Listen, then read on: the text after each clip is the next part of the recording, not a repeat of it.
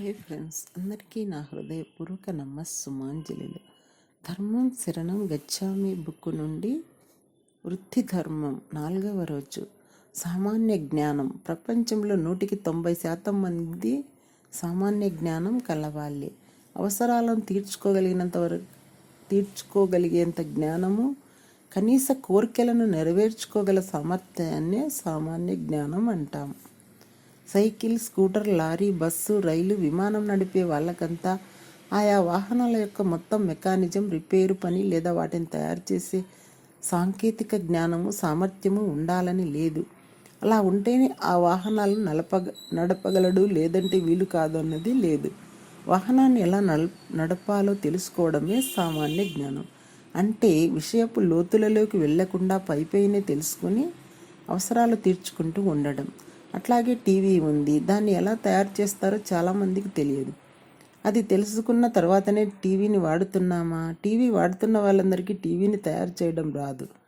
టీవీలో ఇది ఆఫ్, ఇది ఆన్, ఇది వాల్యూమ్ కంట్రోల్ అని తెలుసుకొని టీవీని ఎంజాయ్ చేస్తున్నారు.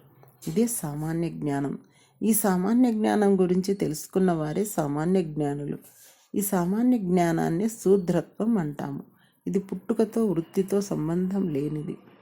బంగారంలో నగలు చేస్తున్నంత మాత్రాన కంసాలి వృత్తి గొప్పదని కాదు. మట్టితో కుండలు చేస్తున్నంత మాత్రాన కుమ్మరి వృత్తి తక్కువ అని కాదు. ఎవరికి ఇష్టమైనది, ఎవరికి చేతనైనది వాళ్ళు ఎంచుకొని తమకున్న జ్ఞానాన్ని ఉపయోగించి చేస్తున్నారు. వీళ్ళిద్దరిలో ప్రత్యేకంగా ఎవరు బంగారాన్ని కానీ మట్టిని కానీ తయారు చేయడం లేదు. కేవలం ఉన్న రూపానికి తమకు తెలిసిన జ్ఞానంతో మరొక రూపాన్ని మాత్రం ఇస్తున్నారు. సామాన్య జ్ఞానులందరూ ఎక్కువగా శ్రామిక వర్గంలో ఉంటారు. అట్లాగని ఎక్కువగా శ్రమపడని వాళ్ళందరూ అసామాన్య జ్ఞానులని కాదు. అదేవిధంగా శ్రమపడే వారందరూ సామాన్య జ్ఞానులని అనుకోరాదు. కొందరు భుక్తి కోసం శ్రమ పడతారు, కొందరు సంఘం కోసం శ్రమ పడతారు. కనుక శ్రమపడేవారు తక్కువ అని ఎప్పుడూ భావించరాదు. ఎక్కడ కాయా కష్టాన్ని హేయంగా చూస్తారో అక్కడ స్తబ్దత, క్షీణత, మృత్యువు చోటు చేసుకుంటాయి. అక్కడ కళ అన్నది కష్టంగా మారుతుంది. ఎక్కడ పరిశ్రమను ప్రేమిస్తారో అక్కడ తేజం ఉదయిస్తుంది. కష్టం అన్నది కళగా మారుతుంది అంటాడు స్వామి రామతీర్థ. చెప్పేవాడికి చేసేవాడు లోకువాని ఆలోచించడమే శూద్రత్వం. చెప్పేవాడికి చేసేవాడికి సమన్వయం ఉంటేనే పని, ఫలితము రెండూ ఉంటాయి. చెప్పేవాడు ఎక్కువ కాదు, చేసేవాడు తక్కువ కాదు. ఎవరెవరి స్థాయిలో వారి వారి వృత్తులను వారు చేయాలి. దుమ్ములో నడుస్తున్నంత మాత్రాన కాళ్ళు తక్కువ కాదు, పైన ఉన్నంత మాత్రాన తల గొప్పది కాదు. ఆ గొప్పదైన తల దేని మీద ఆధారపడింది? తక్కువైన కాళ్ళ మీదే కదా. అయితే మనిషి క్రమక్రమేణా సామాన్య జ్ఞానం నుంచి విశేష జ్ఞానం వైపుకు మళ్ళాలి. ఆ జ్ఞానాన్ని సంతరించుకోవాలి. విశేష జ్ఞానం. శుభ్రంగా కడిగిన గాజు గ్లాసులో ఫిల్టర్లోని నీరు పట్టుకొని మామూలుగా చూస్తే స్వచ్ఛమైన నీరు కనపడుతుంది. ఇది సామాన్య జ్ఞానం. ఇదే నీటిని సూక్ష్మదర్శిని ద్వారా చూస్తే ఎన్నో వేల సూక్ష్మ క్రిములు కనపడతాయి. దీనినే విశేష జ్ఞానం అంటాము. ఒక విషయంపై ప్రత్యేక శ్రద్ధతో లోతుగా పరిశీలించి తెలుసుకోవడమే విశేష జ్ఞానం. వాహనాన్ని నడపడం సామాన్య జ్ఞానం అయితే, వాహనం యొక్క మెకానిజం గురించి తెలుసుకోవడం విశేష జ్ఞానం. రోగం వస్తే ఆహార నియమాలు పాటించడం సామాన్య జ్ఞానం అయితే, రోగ కారణాలను కనుక్కోవడం విశేష జ్ఞానం. ఆ విశేష జ్ఞానులనే మనం మేధావులు, సైంటిస్టులు, సంఘ సంస్కరణకర్తలు అంటున్నాం. వీళ్ళు ఒకే విధంగా రక్షక వర్గంలో చేరుతారు. సామాన్య జ్ఞానులు రక్షణ కోసం చూస్తారు. విశేష జ్ఞానులు రక్షించడానికి ప్రయత్నిస్తారు. ఇదే క్షత్రియత్వం.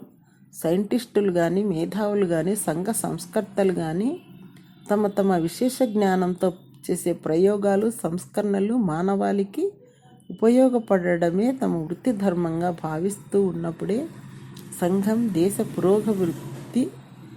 పురోగాభివృద్ధి ఉంటుంది. వారి విశేష జ్ఞానంతో పాటు స్వార్థం కూడా మిళితమైతే మరి అది మానవాళి నాశనానికి దారితీస్తుంది. క్షత్రియత్వం గల వారికి ధైర్యం పాలు ఎక్కువగా ఉంటుంది. వీళ్ళలో ధీరత్వం ఉట్టిపడుతూ ఉంటుంది. వీళ్ళలో అహంకారులు, నిరహంకారులు ఇద్దరూ ఉంటారు. ధీరత్వం స్వార్థానికి దారితీస్తే నిరహంకారుల ధీరత్వం సంఘ ఛాందసత్వాన్ని చీల్చి చెండాడడానికి దోహదం చేస్తుంది. ఒక క్షత్రియుడు తన రాజ్య రక్షణ కోసం యుద్ధం చేస్తే ఇంకొక క్షత్రియుడు రాజ్య కాంక్షతో యుద్ధం చేస్తాడు. ఇద్దరికీ ధీరత్వం ఉంది. అయితే ఒకరిది రక్షా దీక్ష, ఇంకొకరిది భక్షా దీక్ష. కళ్ళెదుట జరుగుతున్న దురాచారాలను రూపుమాపడానికి మరి తమ భావాల్ని ధైర్యంగా చెప్పడానికి మహానుభావులంతా రామవంతెన నిర్మాణానికి ఉడత తమ సాయాన్ని అందించినట్లుగా భావిస్తూ తమ ధర్మాన్ని తాము నిర్వర్తిస్తూ మనకు మార్గదర్శకులుగా నిలిచారు. గిరికుటాన మహాతరువు కాకుండా మైదానాన చిన్న మల్లె పొదగుము ప్రజ్ఞత కొల్లత పరిమాణం కాదు, ఉన్నంతలో నీవు ఉన్నతిని గమనింపుము అన్న దాశరథి గారి వాక్కులు మహానుభావుల చేష్టలతో వ్యక్తమవుతూ ఉంటుంది. ఒక్కసారి సింహావలోకనం చేస్తే మనం ఈనాడు అనుభవిస్తున్న స్వేచ్ఛ స్వాతంత్రాలు, విజ్ఞాన వినోదాలు, ఆచార వ్యవహారాలు, అక్షరాస్యత, ఆరోగ్యాలు, ఇంకా ఎన్నెన్నో, ఇవన్నీ ఎందరెందరో మహానుభావుల కృషి చెలవి. బానిస బ్రతుకుల నుండి మనల్ని విముక్తుల్ని చేయటానికి బాపూజీ ఎంత కృషి చేశారు. బ్రిటిష్ వారికి వ్యతిరేకంగా పోరాడాలని నేతాజీ ఎంతగా శ్రమించారు. ఎన్ని టన్నుల పించ్ బ్లెండ్ని చెవటోచి ఓ చిన్న రేకుల షెడ్డులో పరిశోధిస్తే మేడం కూరి రెండు సార్లు నోబెల్ బహుమతి పొందగలిగింది. వృద్ధాప్యాన్ని లెక్క చేయకుండా ఎన్ని గంటల సేపు నడుము ఉంచి కృషి శిల్పి చిత్రాలు గీస్తూ పికాసో ప్రఖ్యాత కళాకారుడు అనిపించుకోగలిగాడు. విశ్వమాత స్వర్గీయ మదర్ తెరిసా ఎంతటి కృషితో మానవాళికి సేవ చేస్తే అంతటి ఘనకీర్తి ఆమెకు దక్కింది. వీరెవరూ కీర్తి కాముకులు కారు. వీళ్ళలో ఉన్న క్షత్రియ తత్వమే ఇలాంటి కార్యాలకు ప్రేరేపించి తమ ధర్మాలను నిర్వర్తించేటట్లు చేస్తుంది. Thank you.